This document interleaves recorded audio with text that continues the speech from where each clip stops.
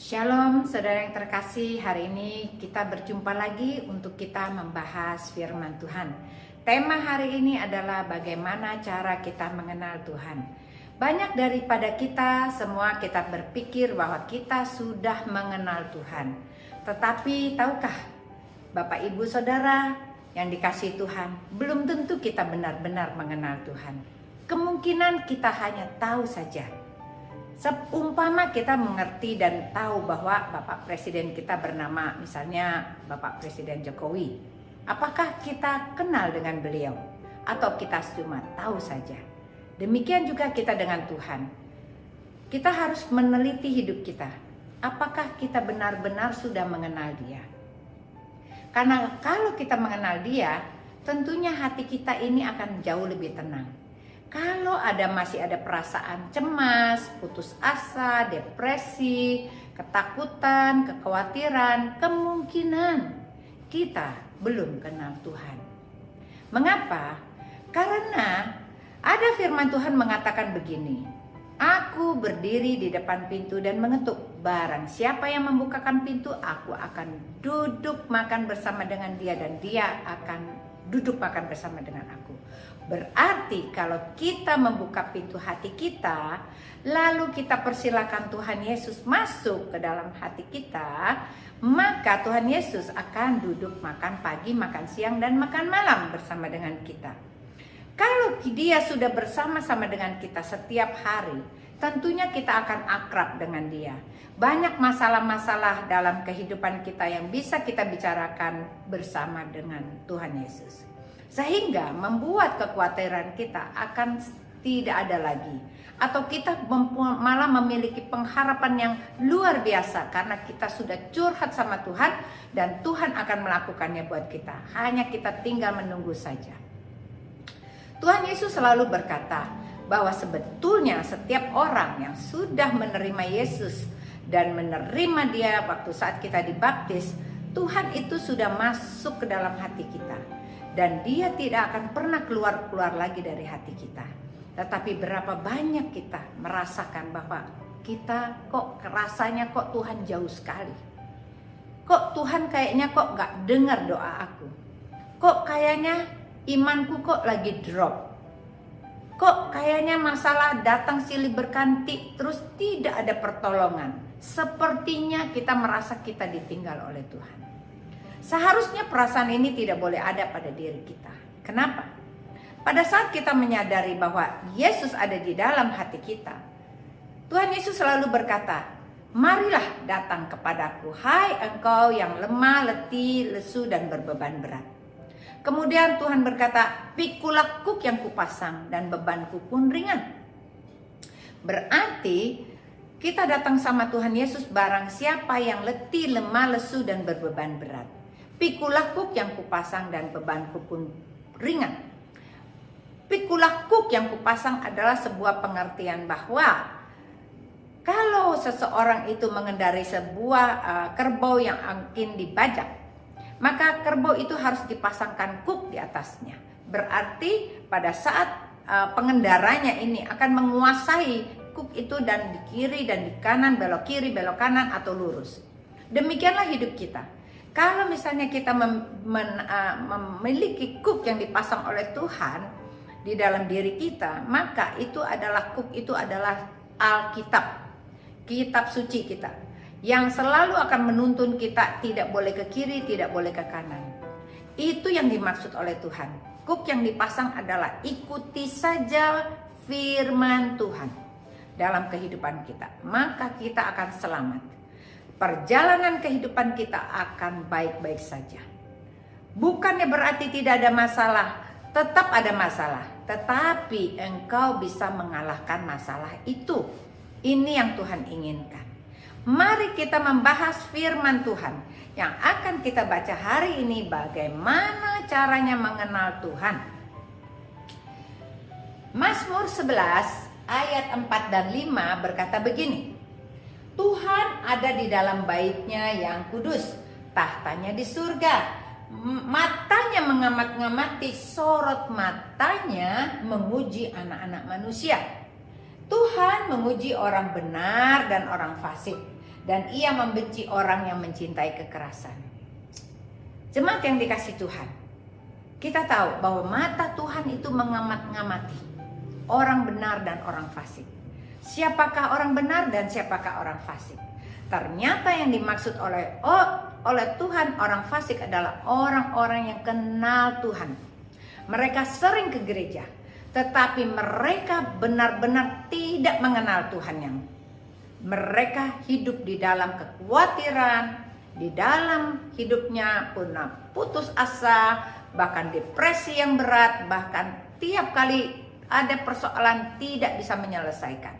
Orang-orang fasik adalah orang-orang yang sepertinya benar tetapi hidupnya tidak benar. Karena orang fasik itu suka kompromi akan dosa. Lalu dikatakan di sini, Tuhan suka melihat dan menguji orang benar dan orang fasik. Kita harus meneliti hidup kita. Apakah saat ini kita sedang mendapatkan ujian? Kalau kita sedang dapat ujian berarti Tuhan ingin menguji kita menjadi orang benar, ataukah kita menjadi orang fasik? Tuhan matanya membenci orang yang melakukan kekerasan. Kita berpikir kita nggak pernah keras sama orang, tetapi kekerasan yang dimaksudkan oleh Tuhan adalah kekerasan hati kita. Sama seperti bangsa Israel yang bebal, tegar tengkuk. Inilah kekerasan yang namanya kekerasan hati. Sudah ditegur, sudah diperingati oleh Tuhan. Ampuni musuhmu, berbuat baik kepada orang yang menyakiti engkau. Kita nggak mau melakukannya.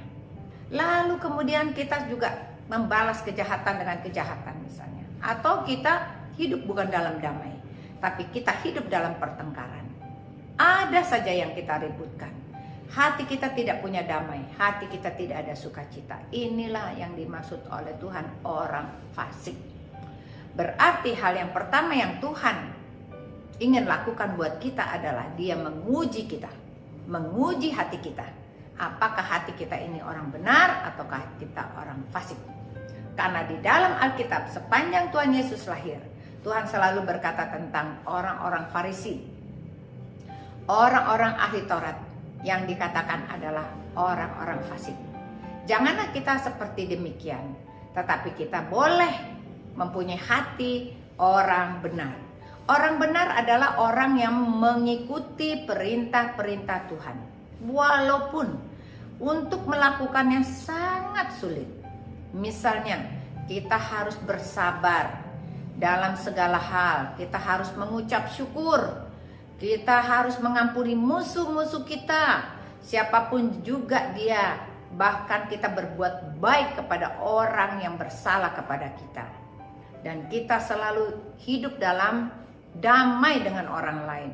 Bukan mencari masalah, tapi kita hidup berdampingan dan berdamai dengan lingkungan kita, keluarga kita, siapa yang dekat dengan kita, dalam pelayanan kita. Inilah yang Tuhan inginkan. Ini hal yang pertama, Tuhan menguji orang benar dan orang fasik. Kita harus berpikir, kita ini jenis yang mana?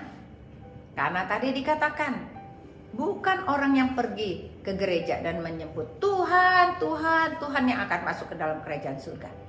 Tetapi mereka yang melakukan perintah-perintah Tuhan. Dan Tuhan kenal akan orang ini.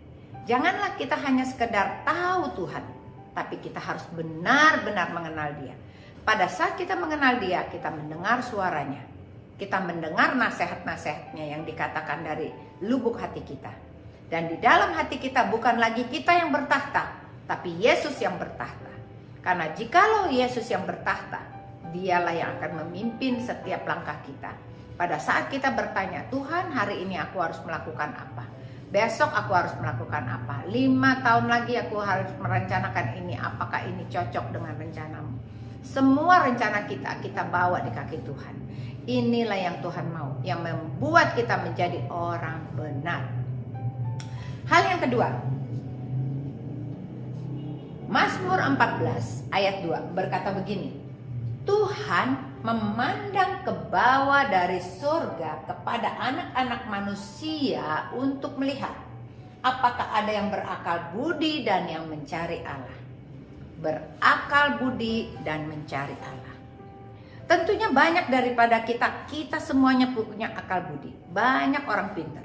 Mereka menjadi sarjana-sarjana, menjadi dokter-dokter, bahkan menjadi insinyur-insinyur, profesor-profesor. Itu adalah akal budi. Tetapi apakah mereka mencari Allah? Karena mempunyai akal budi, tidak mencari Allah, mereka bukan orang benar. Mereka bukan dan orang yang bukan mengenal Allah. Karena kalau kita mencari Allah, itu adalah sebuah usaha daripada diri kita sendiri yang setiap hari kita lakukan, tidak pernah berhenti. Sebuah komitmen. Komitmen harus dilaksanakan setiap hari. Kalau kita mencari Allah, kita akan rajin baca Alkitab. Kalau kita mencari Allah, kita sering-sering memuji dan menyembah. Kalau kita mencari Allah, kita sering-sering berdoa. 3 hal ini adalah membuktikan apakah kita ini mencari Allah. Karena bukan hanya kepintaran yang Tuhan ingin berkata kepada kita, tetapi kita mencari Allah itu lebih utama daripada yang lain. Tuhan mengatakan begini, carilah kerajaan Allah dan kebenarannya, maka semuanya itu akan ditambahkan kepadamu. Kita ingin hidupnya sukses, kita ingin hidup bahagia. Tetapi kenapa kita tidak bisa sukses dan tidak bisa bahagia? Karena kita belum melakukan apa yang Tuhan mau, yaitu carilah dahulu kerajaan Allah dan kebenarannya, maka semuanya itu akan ditambahkan kepadamu. Nah, inilah yang harus kita tangkap, bahwa orang yang mencari Allah, yang mencari kerajaannya, dia akan mengikuti semua perintah-perintah Tuhan. Walaupun untuk melakukan perintah itu kita harus benar-benar humble, kita harus benar-benar merendahkan hati kita, dan kita harus bayar harga. Karena menjadi pelaku firman tidak mudah. Tidak mudah mengampuni musuh kita. Tidak mudah berdamai dengan musuh kita. Tidak mudah untuk membalas kejahatan dengan kebaikan. Tidak mudah untuk berdoa buat musuh-musuh kita. Dan orang yang menyakiti hati kita. Kita harus semuanya membalasnya dengan kebaikan. Saudara yang dikasihi Tuhan, ini adalah tantangan dalam kehidupan kita. Supaya kita lebih lagi mengenal Tuhan. Jangan-jangan kita pergi ke gereja, setiap minggu kita ke gereja, seminggu 3 kali kita cari Tuhan. Tapi sebetulnya hati kita ada di tempat lain. Yang kita lakukan adalah ritual.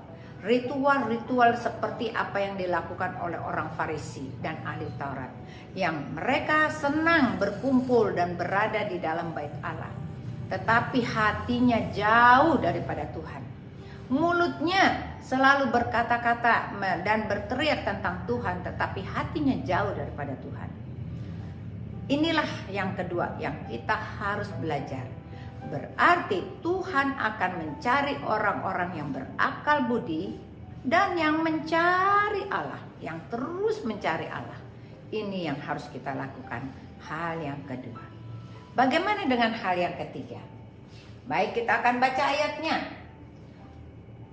Mazmur 15 ayat 1 dan 2 berkata begini, Tuhan, siapakah yang boleh menumpang dalam kemahmu? Siapakah yang boleh diam dalam gunungmu yang kudus? Yaitu dia yang berlaku tidak bercela, yang melakukan apa yang adil, dan yang mengatakan kebenaran dengan segenap hatinya. Hal yang ketiga adalah Tuhan mencari orang yang tidak bercela. Tidak bercela kelakuannya dan orang yang benar perkataannya. Orang yang tidak bercela adalah orang yang pikirannya benar. Orang yang tidak bercela matanya benar. Orang yang tidak bercela mulutnya benar. Orang yang tidak bercela telinganya benar, hatinya benar, tangannya benar, kakinya benar. Berarti orang yang tidak bercacat dan tidak bercela, itulah orang-orang yang boleh naik dan diam di dalam kemahnya Tuhan. Boleh naik ke gunung Tuhan yang kudus. Boleh dekat dengan Tuhan. Tetapi semua harus dilakukan dengan bayar harga. Kita harus ambil komitmen. Dan setelah kita ambil komitmen, kita lakukan dengan setia. Tidak ada jalan lain. Untuk hidup tidak bercela, berarti kita harus mematikan keinginan diri kita sendiri. Dan untuk mematikan keinginan kita sendiri, tidak dapat kita lakukan dengan kemauan kita. Kita harus dibantu oleh kuasa Roh Kudus. Dan kuasa Roh Kudus itu ada dan sudah ada di hati kita. Tetapi belum aktif karena kita tidak pernah pakai kuasa Roh Kudus ini. Kita tidak pernah ingat bahwa dia ada bertahta di hati kita. Kita jarang panggil nama Yesus. Kita jarang minta pimpinan Roh Kudus. Inilah yang terjadi. Menjadi titik-titik kelemahan. Bagaimana orang itu jadinya tahu Tuhan tetapi tidak kenal Tuhan. Supaya mulai hari ini kita semuanya sadar bahwa untuk mendekat kepada Tuhan, Tuhan mencari orang yang suci hatinya, yang perbuatannya tidak bercacat, tidak bercela, dan perkataannya benar, mengatakan kebenaran.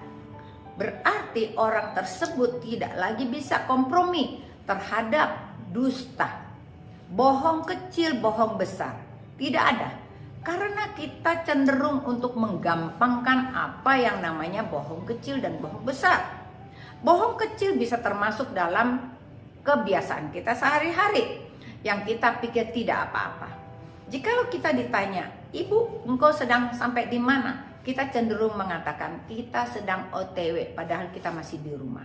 Hal ini tidak boleh terjadi. Kalau iya, katakan iya. Kalau tidak, katakan tidak. Katakanlah yang sebenarnya. Supaya engkau tidak dijebak oleh tipu muslihat iblis. Karena dia senang sekali mengalahkan engkau. Engkau berpikir, oh ini gampang, bohongin dikit-dikit nggak apa-apa. Sebetulnya dia sedang menarik kita jauh daripada Tuhan. Sehingga engkau merasakan doamu tidak bisa didengar oleh Tuhan. Doamu jauh dan engkau merasa Tuhan meninggalkan engkau.